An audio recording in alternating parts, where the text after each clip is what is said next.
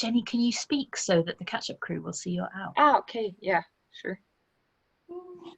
He actually hasn't got a name. Do you guys want to find a name for him? Hasn't got a name? No, I don't know.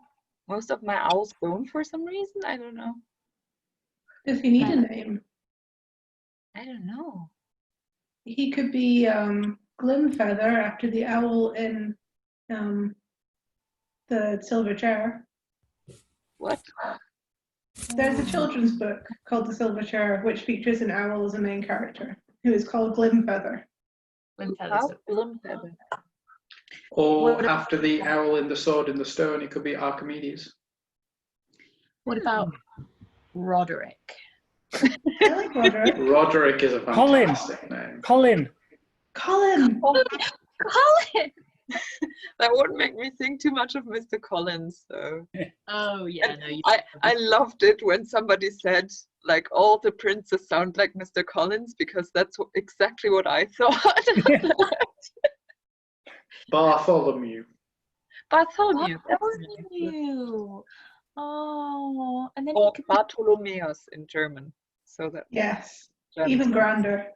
That's wonderful, because then he could be Barty for short. Oh no, that reminds me of Barty Crouch, though. Oh no! Literature just ruining all the owl names. Yeah, I'm liking the grand theme though, because it just looked very grand, very much so. Theodore? Theo's, because Theo's. Teddy! Theodore. Teddy is how you shorten Theodore. Yes! I was thinking of Teddy in the beginning. That's Teddy. perfect. Who's Theodore? Okay. You're Theodore. Ah. Oh, we just christened them. Yay. So cute. How exciting. Oh, well, may we call him Teddy, or do we need to have known him for a little longer before You can call him Teddy. He's really chill. permit that familiarity? Well, Teddy, it's lovely to meet you. Oh.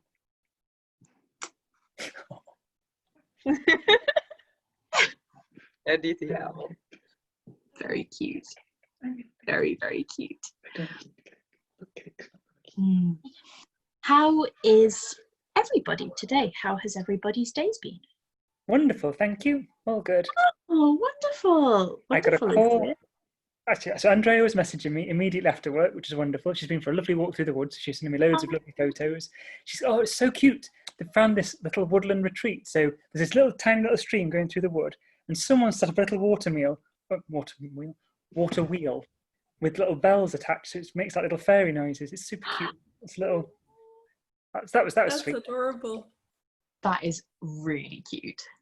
And then straight after that, I got a call from Sydney over in California. So that was lovely to have a catch up here as well. Yay.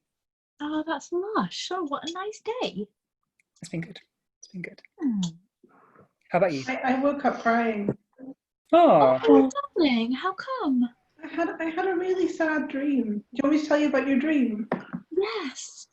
Okay, so it turned into a film halfway through the dream. And what happens is this like magical person comes from the past and is appalled at the fact that like children don't believe in magic anymore and like don't make the world magical. So he makes friends with this small boy who's like about 11 and like uses him to make the world more magical so that children believe in magic, and they have all these adventures. And the little boy makes friends with another boy, and they fall in love. And then the magical man has to go away, and you know we see him like he's in a stone box for some reason in my head, but you know he's going to come back at the end,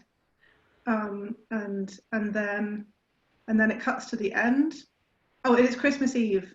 And it's very important. It's very important, and you can see all the churches all lit up and all the choir singing "O Come All Ye Faithful," and then it cuts to the end, and the little boy is all grown up and has grown into Patrick Stewart, and his friend lover has grown up and turned into Ian McKellen, Oh my god. And they're leading the church choir, and it's Christmas Eve, and they've got like grandchildren who are also in the choir. And then they're singing "O Come All Ye Faithful" to like warm up, and you see Patrick Stewart, the magical man Patrick Stewart, walk into the church, and you know that the grown-up boy Patrick Stewart's going to die, and magical Patrick Stewart's come to take him away from Ian McKellen. That's sad. amazing. I got Like- this morning through a flood of tears. Oh, sweetheart. That sounds like so sad, but definitely Oscar bait.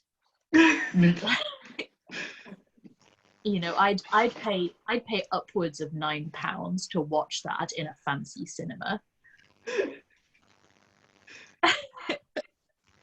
Oh, I'm so sorry that you had a sad dream, but I'm glad that it was at least a high caliber sad dream. None of you. Good until the end. So yeah, you kept like describing it. I was like, this sounds fucking amazing. Like, what is there to cry about this? This sounds incredible. Sounds totally believable to me as well. Patrick Stewart is one of the nicest people I've ever met, and a thoroughly magical person. Oh, you met Patrick Stewart. I did. Oh my did god. Nick. So, So did Nick. When did you meet him, Duncan? What was the story there? I was at a convention in Paris. That's very cool. It must have been a pretty good convention to get someone that high caliber there, though. So he actually goes to a load of the conventions in Paris. All right. Of course, many years ago, he had a girl write to him. Mhm. And she'd met him at the convention, and she'd been abused by her dad, and she was going to kill herself, and then she met Patrick Stewart and decided not to. Solid choice. And he wrote back to her and said, "Great, I'll see you again at the convention next year." Oh, Oh, Patrick. And every year he saw her, he said, "Yep, I'll see you at the convention next year." And he kept going for ages. oh, that's so cute. Oh, that's really nice. That's Oh really my nice. Oh, God. hold on. Got a bunch of new people. Hi, hey everybody. Hey Tammy. Hey hey Zach. Hey Andrada. I'm so happy I came in time for that story, man. Mm-hmm. Oh, speaking of things that we are in time for, just quickly before we begin the story, Jenny has made a slightly belated birthday poem request. Would you like your birthday poem, Jenny? Maybe afterwards? Maybe afterwards? Yeah. No problemo. Who have we just? Oh, hi Ian. Hi Ivan. Cool. I think is it nearly story time? We've lost Katie and Nick, though. Oh no. Hmm. Oh, okay. Well, we will wait. Better not start without them. While we're waiting for them, I shall be back in a few moments myself. Oh my god. The attrition rate tonight is just appalling. It's like herding kittens. It's like That's story time. Very- If one leaves, one arrives constantly. It'll be here until 10 o'clock. Just with. Yeah. No. Nobody else go anywhere. Story time? I'm just waiting quickly for Duncan, who has just gone off. If me and Nick fall asleep, it's not our fault. The teenagers next door had a house party with karaoke and screaming that went on till 6:30 in the morning when they started playing the trumpet. Wow. Oh dear. And you still managed to have time to have an epic dream about Patrick Stewart? Yeah. That's quick work. I'm not working this week, so I could have a little lie-in. But it meant that me and Nick were very grumpy and weepy today. We had a fight at B&Q because we couldn't decide what size of fence post we wanted. I mean, to we be didn't fair, buy any fence posts. that's Oh dear. vital. That's a vital issue. I can lend you a tuber if you want to deal with the neighbours. Duncan's back. Duncan's back. Okay. You weepy trumpety lot. Where's Nick? Where's Nick? Where's Nick? Nick is just coming. He is just getting cake. Okay. Oh, of course. God, I want some cake. God damn, I want some cake. Come and stay with us. We'll make you cake. Mm-hmm. Yes, please. I would like that. You still have a cinnamon bun in the fridge. I do still have a cinnamon bun in the fridge. Okay. Post-story time treat. Cinnamon bun. Thanks, babe. Okay. Okay. Right. You furry, adorable lot. Mute you all. Okay.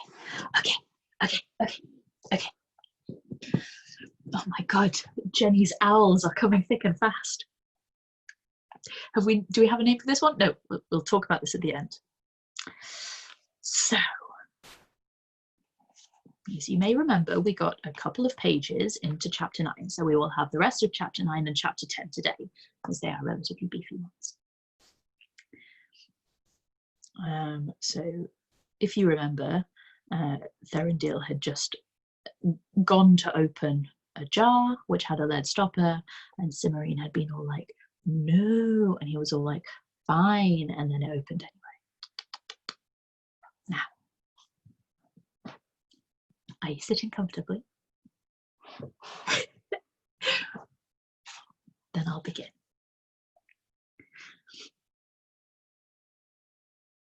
If you insist, Thorindil said, shrugging. He pulled on his dagger, but it was stuck fast in the lead. Drat, he said, and twisted the handle. The dagger came free, and the lead stopper came along with it. I should have known, Cimarine said in a resigned tone. A black cloud of smoke poured out of the jar. As Cimarine and Thorindil watched, it condensed into a dark-skinned giant wearing only a turban and a loincloth.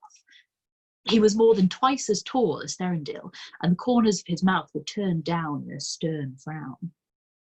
What is it? Whispered Thorindil. Trouble, said Cimarine. Thou speakest truly, O daughter of wisdom, said the giant in a booming voice that filled the cave. For I am a djinn who is imprisoned in that jar, and I am the instrument of thy death and that of thy paramour. My what? Cimarine said, outraged. Thy lover, the djinn said uncomfortably. The man who stands beside thee. I know who you meant, Cimarine said, but he isn't my lover, or my fiancé, or my boyfriend, or anything, and I refuse to be killed with him. But Cimarine, you know perfectly well, Thorindil started. You hush, Cimarine said. You've made enough of a mess already. If he is not thy paramour, nor any of those other things, then what is he? The djinn asked suspiciously. A nuisance, Cimarine said succinctly. Cimarine, you're not being very kind, Thorindil said. What he is matters not, the djinn said grandly after a moment's heavy thought. It is enough that thou and he shall die. Enough for whom? Cimarine said. The djinn blinked at her. For me. 'Tis my will that thou and he shall die by my hand. Thou hast but to choose the manner of thy death. Old age, Cimarine said promptly. Mock me not. Thou and he shall die, and by my hand, ere this day draws to its close, the djinn cried. Do you suppose he means it? Thorindil said nervously. Why would he keep bellowing it at us if he didn't mean it? Cimarine said. Do be quiet, Thorindil. Thorindil lowered his voice. Should I offer to fight him, do you think? Don't be silly, Cimarine said. She saw that Thorindil was distressed, so she added, you came up here to fight a dragon, you aren't prepared for a djinn, and nobody could reasonably expect you to challenge him. If you say so, Thorindil said, looking relieved. Cimarine turned back to the djinn and saw that he too was looking perturbed. What's the matter with you? She said crossly. Dost thou not wish to know why I will kill thee? The djinn asked plaintively. What difference does it make? Cimarine said. Yes, actually, Thorindil said at the same time. Thorindil, Cimarine said in exasperation. Shut up! Hear my story, O luckless pair, the djinn said with evident relief. I am one of those jinn who did rebel against the law of our kind, and for my crimes I was sentenced to imprisonment in this bottle until the day should come when human hands would loose me. As is the custom of my people, I swore that whoso should release me during the first 100 years of my imprisonment, I would make ruler of the earth. Whoso should release me during the second 100 years, I should make rich beyond all dreams of men. Whoso shall release me during the third 100, I shall grant 3 wishes. And whoso shall release me after any longer span of time, I should grant only the choice of what death he would die. You're going to kill us because it's traditional? Cimarine asked. Yes, the jinn said. His eyes slid away from Cimarine's, and she frowned suddenly. Just how long were you in that jar? She demanded. Well, actually, the jinn's voice trailed off. How long? Cimarine insisted. 217 years, the jinn admitted. But nobody ever releases a jinn before the 300 years are over. You're trying to get around your oath, Thorindil said, plainly shocked by the very thought. You pretended you had to kill us so you wouldn't have to give us the wishes. No, the jinn said. Thinkest thou that the granting of wishes alone would so trouble me? Needs must I kill thee and thy fair companion, for I cannot return home and say that thou didst release me and I left thee living. I would be a laughing stock. Never in 3,000 years has such a thing occurred. Then you shouldn't have sworn an oath, Thorindil said sternly. I had to, the jinn said miserably. It is the custom of our kind. 'Twould be improper, Cimarine murmured. But 'twould be improper to do otherwise, the jinn said, nodding. But now thou hast found me out, and what am I to do? If I kill thee, it will violate my oath. If I kill thee not, the remainder of my life will be a torment. You could go back in the jar for another 83 years, Cimarine suggested delicately. I could go back. The jinn blinked at her for a moment. I could go back. I could go back. And in 83 years, we'll both be dead of old age, Cimarine said. Since that was my choice of death, your oath will be fulfilled, and you can go straight home without killing anyone else or giving them any riches or power or anything. Truly, thou art a jewel among women and the very queen of wisdom's daughter, the jinn said happily. Thou hast found the perfect solution to my difficulties. Wait a minute, Thorindil said.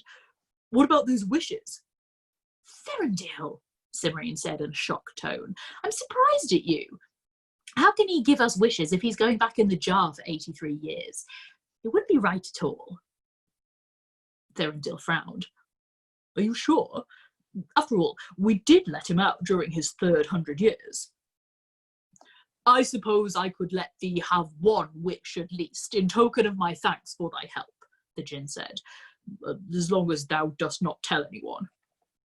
I wouldn't dream of it, Thorindil assured him.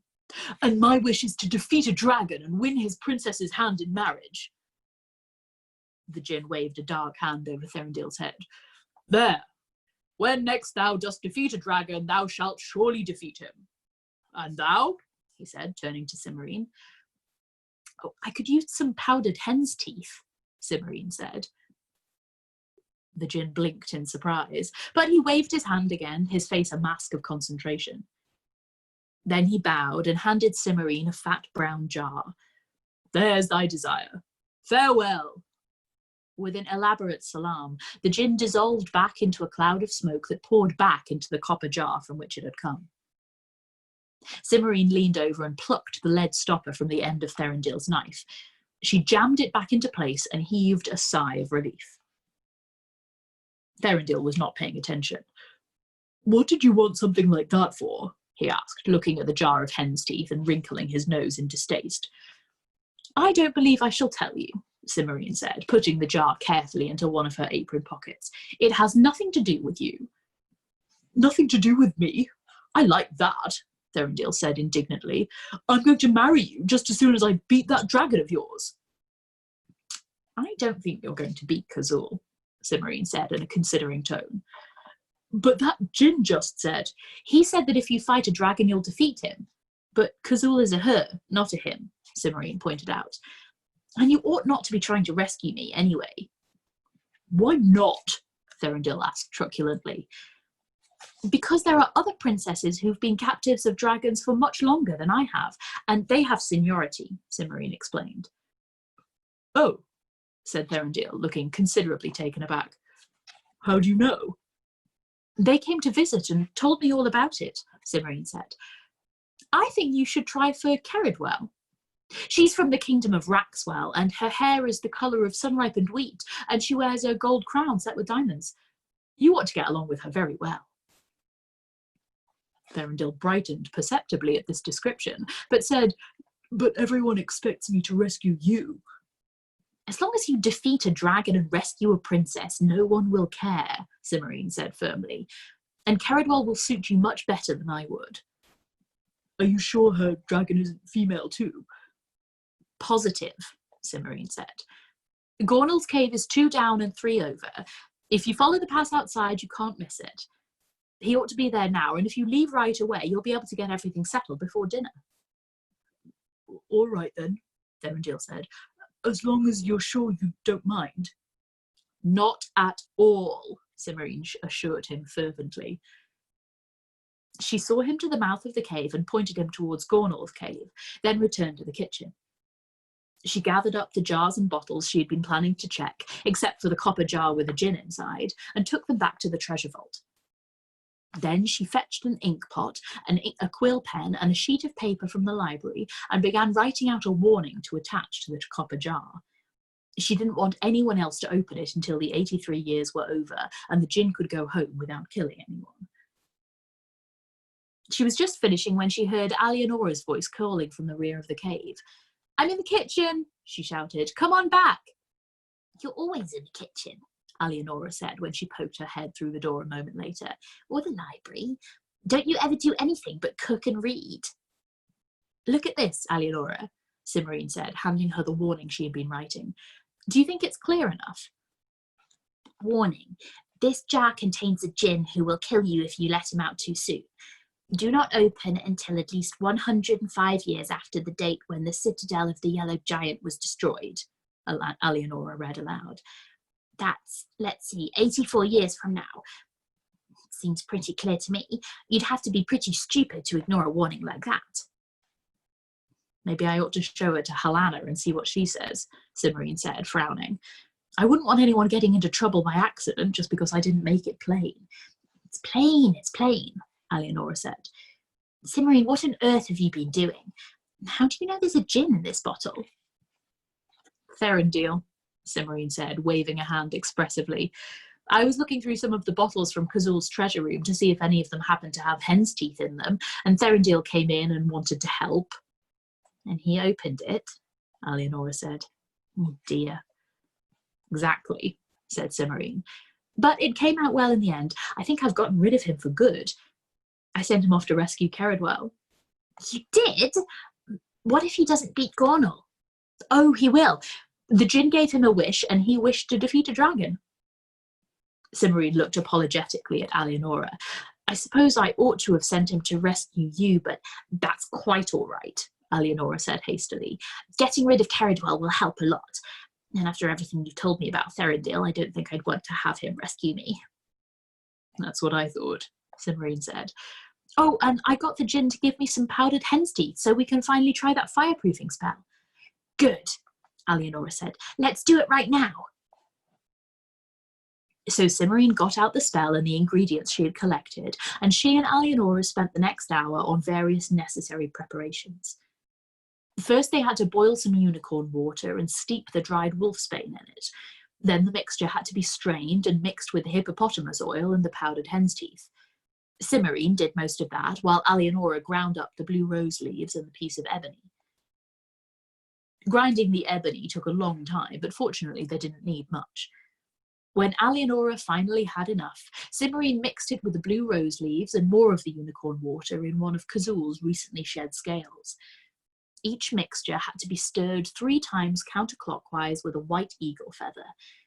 Then Alienora dipped the point of her feather in her mixture and began drawing a star on the floor of the cave. "Is this going to be big enough for both of us?" she asked, scratching busily at the stone with the tip of the feather. "I think so," Cimarine answered. "Don't try to make it too big or you'll run out of liquid and we'll have to start over." Alienora did not run out, though she had used nearly all her mixture by the time she had finished. "There," she said. She sat back on her heels and studied her diagram to make sure there were no gaps, then set her dragon scale and feather aside and stood up. "Your turn." "First we have to get into the centre of the star," Cimarine reminded her. "Be careful not to smudge the lines." "Smudge them after all that work," Alienora said in tones of mock horror. She lifted her skirts and stepped carefully into the middle of the diagram. Cimarine followed, carrying a small mixing bowl half full of something that looked like brown sludge with a white eagle feather sticking out of one side. "It smells awful," Alienora said, grimacing. "Doesn't matter what it smells like as long as the spell works," Cimarine said. "Ready?" "As ready as I'm ever going to be," Alienora replied, shutting her eyes and screwing up her face as if she expected to have a glass of cold water poured over her head. Cimarine plucked the eagle feather out of the bowl and raised it quickly over Alienora's head before it could drip on the floor. She let 4 large drops of the brown gunk fall onto Alienora's hair, then brushed the end of the feather across her forehead twice. She finished by drawing a circle with the feather on the palm of Alienora's left hand. "That tickles," Alienora complained. "Well, you can do it to me now," Cimarine said. Alienora took the bowl and feather from Cimarine. "You're right," Cimarine said a moment later. "It does tickle." "Now what?" Alienora said. "Set the bowl down and shut your eyes," Cimarine instructed. When Alienora had done so, Cimarine closed her own eyes and said, "Power of water, wind and earth, turn the fire back to its birth. Raise the spell to shield the flame by the power that we have tamed." "Oh," said Alienora, "that feels peculiar. Can I open my eyes now?" "Yes," said Cimarine, opening her own. "We're finished."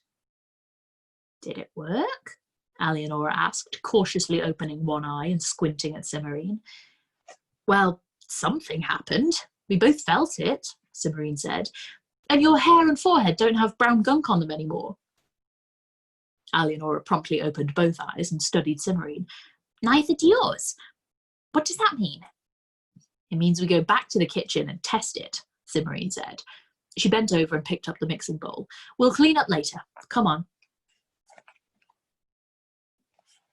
Chapter 10, in which Cimarine and Alienora conduct some tests and disturb a wizard. Back in the kitchen, Cimarine and Alienora quickly determined that the fireproofing spell had indeed worked. First Cimarine, then Alienora tossed a pinch of feverfew into the air and recited the spell verse, then put a hand into a candle flame and held it there. Neither was burned at all, though Alienora claimed that the candle tickled almost as much as the eagle feather had done. "How long does the spell last?" Alienora asked. "I'm not sure exactly," Cimarine said. "At least an hour, but I'll have to do some tests to pin it down beyond that. I hope Kazul gets back soon. I want to see if it works with dragon fire." "You're going to have Kazul breathe fire at you just to see if the spell works?" Alienora said, horrified. "What if it doesn't?" "Then I'll talk to Kazul and we'll go to Morwen and the 3 of us will try to figure out what to change to make the spell work for dragonfire too." "Don't look at me like that. I'm not going to stand in front of Kazul and have her breathe fire at me. I'll just stick out a finger the way we did with the candle." This was not enough to convince Alienora, but Cimarine was determined. "The whole point of trying this spell was to make ourselves immune to dragonfire," she said. "If it doesn't work, I don't want to find out for the first time when one of Kazul's guests gets mad and breathes fire at me because he doesn't like the way I cooked his cherries jubilee." Alienora had to admit that this was a good point, but she was still disposed to argue. The discussion was cut short by Kazul's return. At first, the dragon was more inclined to agree with Alienora than with Cimarine, but after Cimarine proved her invulnerability to candle flames, lighted torches, and the fire she had built in the kitchen stove, Kazul agreed to the trial. She insisted, however, on working up to full firepower in gradual stages, and Cimarine was forced to agree. Before they began, Cimarine threw another pinch of feverfew into the air and recited the couplet again, just to be sure the spell wouldn't wear off in the middle of the test. Then Kazul lowered her head nearly to the ground, and Alienora watched nervously as Cimarine lowered her hands slowly into various intensities of dragon flame. Finally, Cimarine stood right in front of Kazul while the dragon breathed her hottest. The spell worked perfectly every time. "There," Cimarine said when Kazul stopped at last. "Now we know it works. Aren't you glad?" "I'm glad," Alienora said fervently, "and I hope I never have to watch anything like that again as long as I live. I didn't dare blink for fear you'd go up in smoke while my eyes were closed." "Why don't you try it yourself?" Cimarine said mischievously. "No," said Alienora and Kazul together. "Watching you was bad enough," Alienora went on with a shudder. "I believe it works. I don't see any reason for me to test it." "Besides, I've done more than enough fire breathing for one day," Kazul added. "I'm starting to get overheated." "All right, if you don't want to, you don't have to," Cimarine said. "If we're all done, I'd better go tidy up." Alienora stayed to help Cimarine finish cleaning up the traces of the spell, by which time she had calmed down considerably and was very nearly her usual self again. Cimarine gave her a pouch full of dried feverfew before she left, and made her recite the words that activated the spell several times to make sure she had memorized them correctly. "Remember, you only have to repeat the first half of the verse to get the spell going now that it's been set up," Cimarine said. "Can you do it?" "It's only 2 lines, and they rhyme," Alienora said, laughing. "How could I forget that? My memory isn't that bad." "Maybe not, but say it anyway," Cimarine said. Alienora laughed again and did so. At last she set off into the tunnels, and Cimarine went back to the main cave to see what Kazul and Roxim had found out about the caves of fire and night. Kazul was somewhat out of temper, and Cimarine thought privately that she had been telling the truth about getting overheated. Rather than annoy the dragon further, Cimarine asked if she could read the book Kazul had borrowed from Morwen. "It's in the treasure room," Kazul said. "Read it there, and I hope you see something in it that we didn't." Cimarine nodded, picked up her lamp, and hurried off before Kazul could change her mind. The book was lying near a pile of sapphires next to an ornate gold crown. She picked it up, went over to the table, which was large and very sturdy because it was intended for counting piles of gold and silver coins, and sat down to read. It was even drier and duller than Kazul had said. There were a great many mayhaps and perchances and wherefores strung together in long, involved sentences that compared the strange and wonderful things in the cave to obscure philosophical ideas and odd customs from places Cimarine had never heard of. After a few pages, Cimarine put the book down and went and got a quill pen, an ink pot, and some paper so that she could write down the things she thought were important.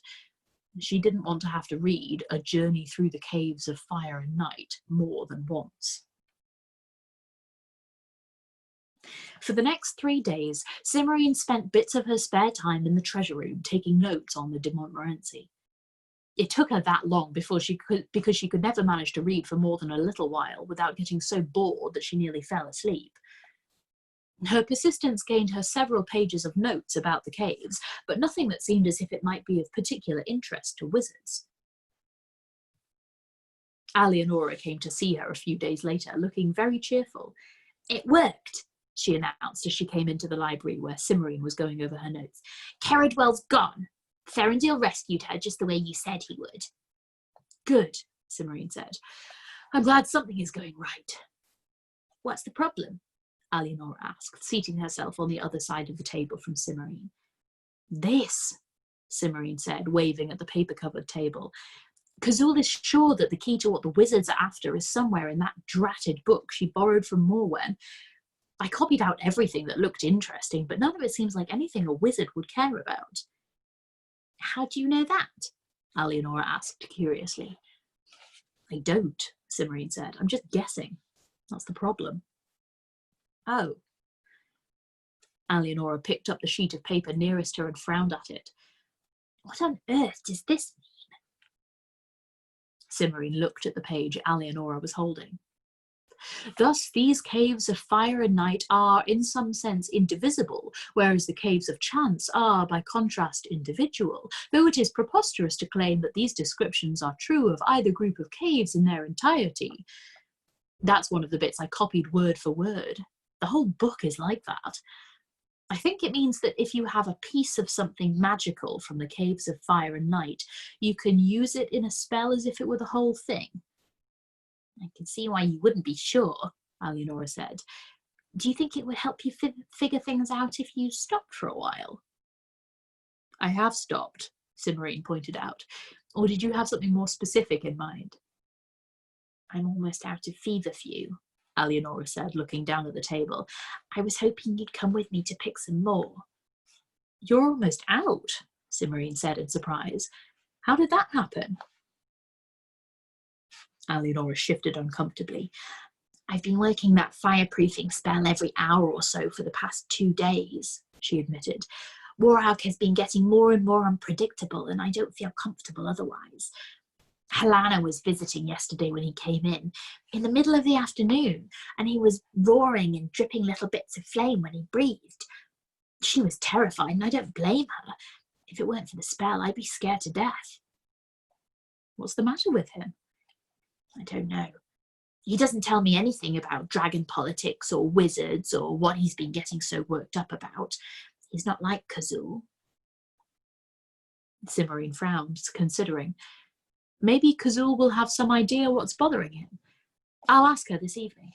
In the meantime, let's go get that feverfew. You're right to say that I could use a break. Oh, good, said Alienora in tones of considerable relief. I've never picked herbs before, and I'm not sure what feverfew looks like. I don't know what I'd have done if you'd said you wouldn't come. Cimarine put her notes away and got 2 wicker baskets and a small knife from one of the storage rooms. Up or down? Alienora asked as they left the cave. Up, Cimarine said. The other way is the ledge I told you about, and I wouldn't be surprised if bits of it are still invisible. The path through the pass of silver ice twisted and turned past the openings of other dragons' caves. Most of the rocks around the caves had scorch marks, and Cimarine and Alienora didn't see much growing among them. At this rate, we'll have to go nearly all the way to the enchanted forest to find any grass, much less herbs, Alienora complained. Wait a minute, Cimarine said. Look over there, through that crack in the rocks. Doesn't that look like something green? Alienora's eyes followed Cimarine's pointing finger. Yes, she said without enthusiasm. It looks green. The rock Cimarine had indicated was a large boulder at the bottom of a steep slope. The slope was covered with gravel and looked as if it would be impossible to climb down without skinning a knee or an elbow at the very least. The boulder itself was in 2 pieces, with just enough space between them for someone to squeeze through, provided the someone was not very large. Come on, let's get a better look, said Cimarine. She walked to the edge of the slope and wrapped her skirts tightly around her legs. Then she sat down with her basket in her lap and slid down the slope, raising an enormous cloud of dust and sounding like an avalanche in process. She reached the bottom in safety and stood up, brushing at her skirt. The dust was so thick that she could hardly see, and when she tried to call to Alienora, she coughed so hard that she could barely speak. Cimarine, are you all right? It's just the dust, Cimarine said in a muffled voice. She had taken out her handkerchief and put it over her mouth and nose to keep the dust out. It wasn't perfect, but it helped a great deal. Come on, it's your turn. Are you sure we shouldn't just go around? Stop stalling. It's not that bad. That's what you say, Alienora muttered, but she wrapped her skirts around her, clutched her basket, and slid down the slope. She made even more noise than Cimarine had. When she got to the bottom, she was coughing and choking. Cimarine handed her the handkerchief and they waited for a moment while the dust settled. Crawling through the split boulder was easier than they expected. The crevice was wider than it had looked from the path, and the bottom of the crack was so full of dust and gravel and dead leaves that it was almost flat. Cimarine and Alienora had to walk single file, and there were one or two spots where they had to turn sideways in order to get through, but it was not really difficult. On the other side of the boulder, the two girls found a lush green valley. It was bowl-shaped and not very large, but flowers and grasses stood waist-high between the random clumps of bushes that dotted the valley floor. A squirrel, which had been sunning itself on a ledge near the entrance, leaped for a small tree as Cimarine and Alienora appeared. "My goodness," Alienora said, looking around with wide eyes. "This place looks as if no one but us has ever been here before. There aren't even any scorch marks on the rocks." Cimarine blinked. Alienora was right. Lichens covered the weathered grey rocks that rose above the valley, and small plants grew in cracks and crevices that showed no sign of the touch of dragonfire. "That's odd," Cimarine commented. "Why?" Alienora asked. "Those mountains aren't tall enough to keep dragons from flying over, and they're right in the middle of the dragon's territory. So why haven't the dragons been here? They usually keep a close eye on everything that belongs to them." "Maybe they have been here, but they never found anything to breathe fire at," Alienora said. "Well, I'm going to ask Kazul about it when I get back," Cimarine said as she waded into the grass. "Why don't you take that side and I'll look over here? We'll cover more ground that way." "First, you better show me what I'm looking for," Alienora said apologetically. "I'm afraid I couldn't tell feverfew from carrots if there was a dragon chasing me and my life depended on it." Cimarine nodded and they started off. They had not gone far when she saw a patch of the white button-shaped flowers she was looking for. "Here," she said, showing them to Alienora. "This is feverfew. The younger plants are the best, the ones that haven't blossomed yet." Alienora studied the leaves and flowers with care. "I think I'll recognize it now." They cut some of the plants, leaving those that were blooming. "You find the next patch," Cimarine said as they started off again. "Let's try over there," Alienora said, pointing. They found several more patches of feverfew, and gradually their baskets began to fill. "I think this should be enough," Cimarine said at last. "Unless you think—" "Cimarine!" Alienora hissed, clutching at Cimarine's arm. "There's someone behind that bush." Cimarine turned. A dark line snaked through the grass where something large had bent and broken the plants in passing. "You're right," she said, and started forward. Alienora hung back, still holding Cimarine's arm. "You're not going to look, are you?" "How else are we going to find out who it is?" Cimarine asked reasonably. What a badass. She shook off Alienora's hand.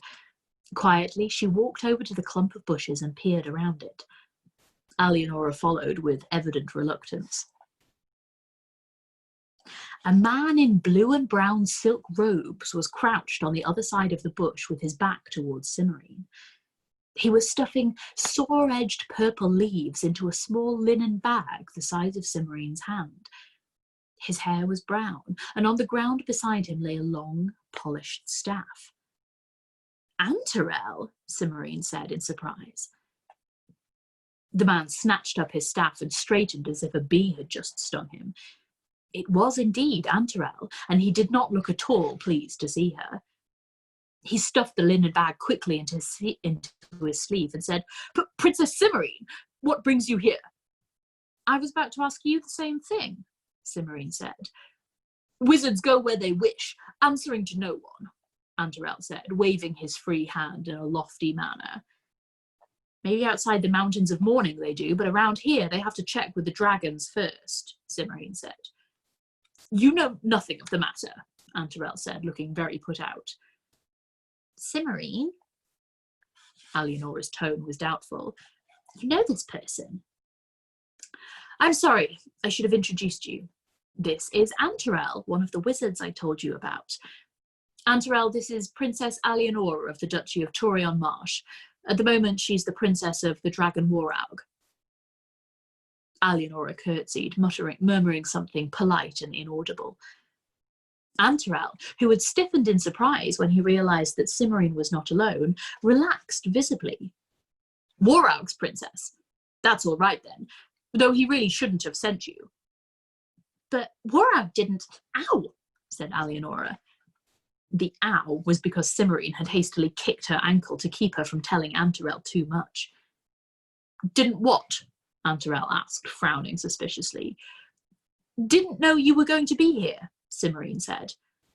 Well, of course he didn't know, Antarel said, looking annoyed. That's the whole point, after all. Cimmerian would have very much liked to ask him what the point was, but she was afraid it would make him suspicious again. I don't understand, she said instead, batting her eyes at him. Of course not, Antarel replied in a condescending tone that made Cimmerian's teeth hurt. But it doesn't matter. I'm not annoyed with you. I'm so glad, Cimmerian murmured. Antarel gave her an oily smile. In fact, there's no need for you to tell Waraug that you met me here.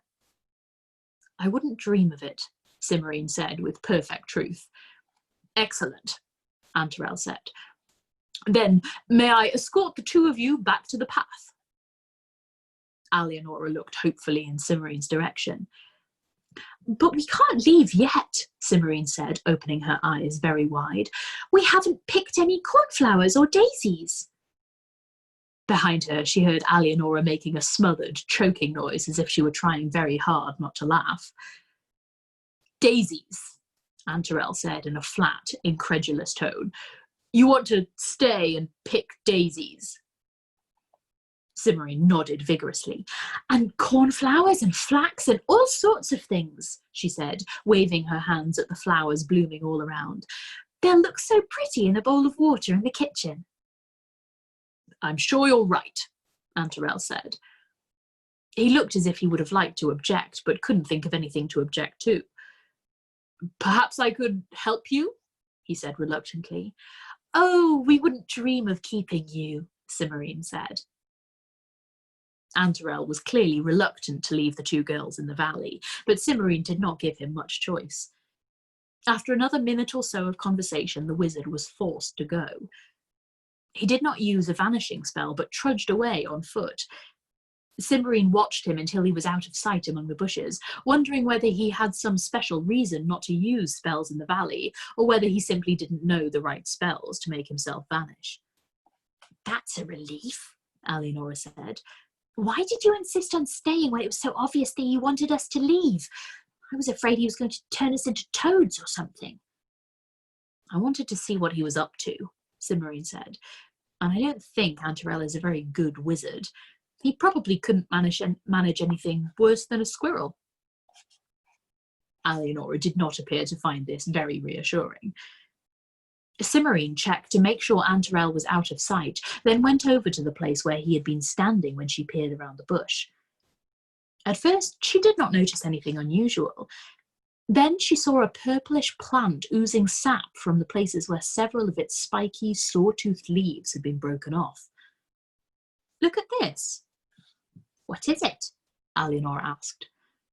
I don't know, Cimmerian said absently. I saw a couple of other plants like this while we were picking feverfew, but I thought they were just weeds.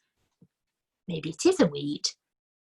A wizard wouldn't sneak into the dragon section of the Mountains of Mourning just to pick weeds. They don't even use herbs to cast spells, so what does Antarel want with this prickly-looking thing? Alienora shrugged. Maybe he needs it for something he can't do with magic. I wonder what that would be. Cimmerian reached out and carefully broke off a spray of leaves. She wrapped them in her handkerchief and put the packet in her pocket. Let's see if we can find out whether he picked anything else.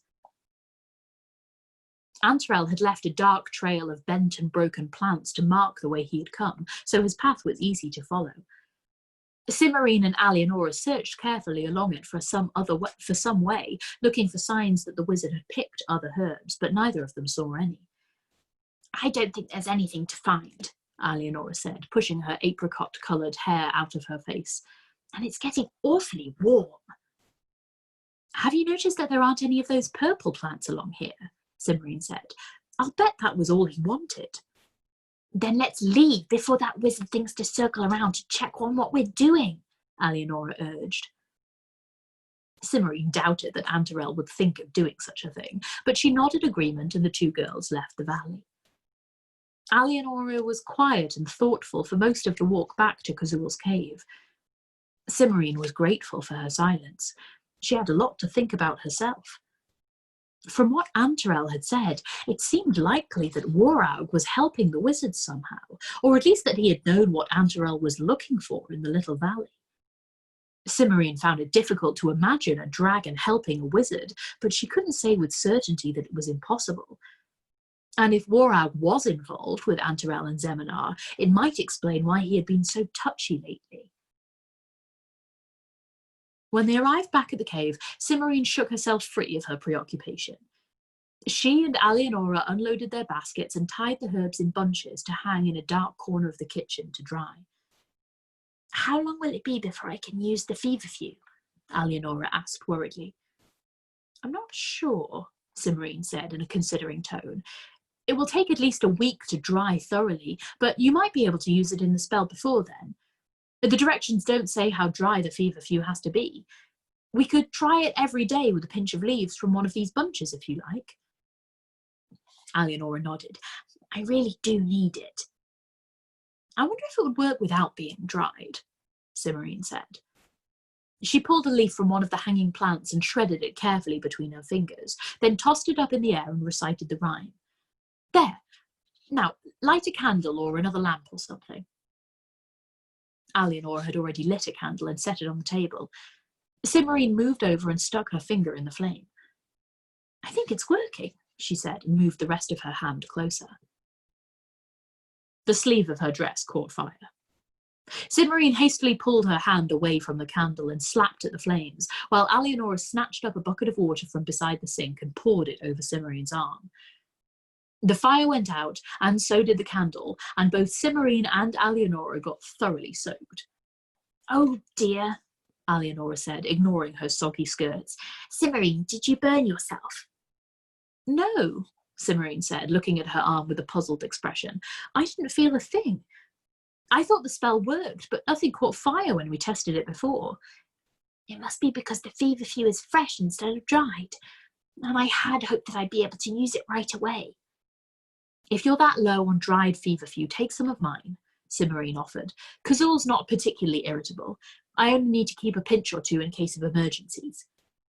Thank you, Alienora said fervently, and Simrine turned her soggy cuffs back and went to get the bottled spices.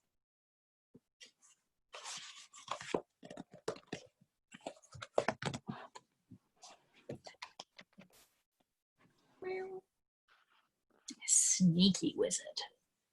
What is that sneaky wizard up to?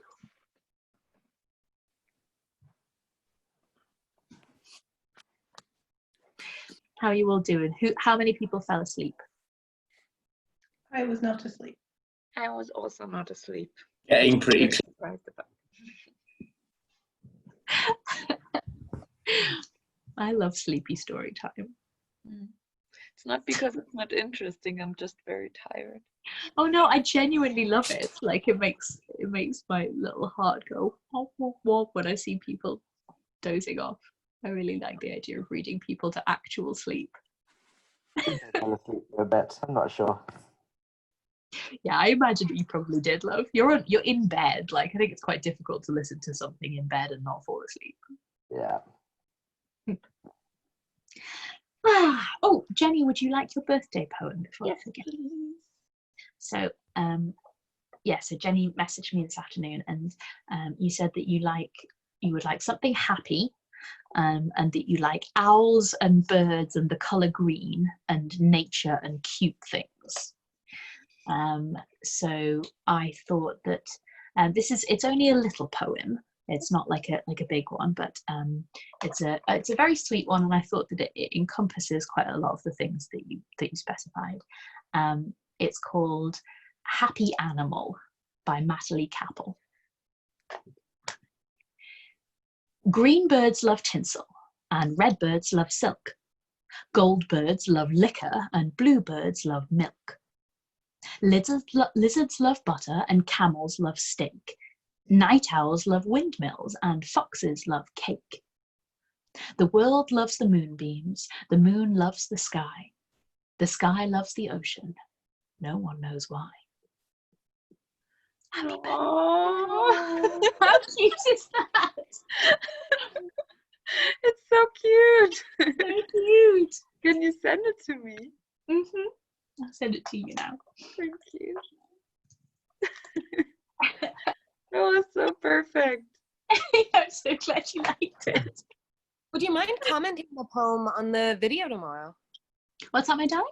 Would you mind commenting the poem on the video tomorrow? Yeah, of course I will. Thanks.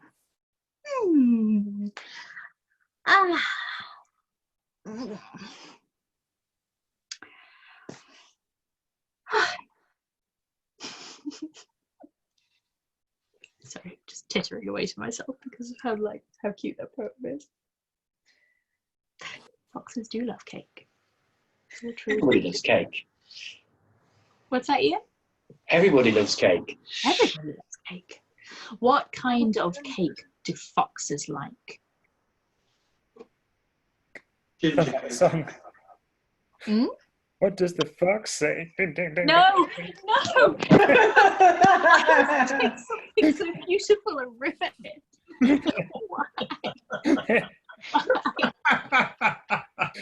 Mute, block. False dog.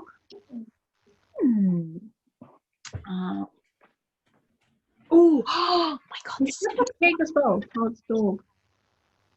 What's that, Sweetness? You've got the cake as well. False dog. Oh no, I don't know that. What's that? It's basically like my mom made it for my birthday when she was in a hurry. It's biscuit layer with lots and lots of chocolate. It's basically like a huge thing and huge layers of chocolate and biscuits. But it's more than just a thing. I don't know. I've never had that, but I want it. It's fantastic when you're just in a hurry. It's like cake, but it's also biscuits and chocolate. That's amazing. Mary Berry has like an emergency dessert where she like bashes ginger biscuits until they turn into crumbs and then spreads them out on a tray and then whips cream with sugar and brandy and spreads it on the biscuits and rolls it up like a Swiss roll.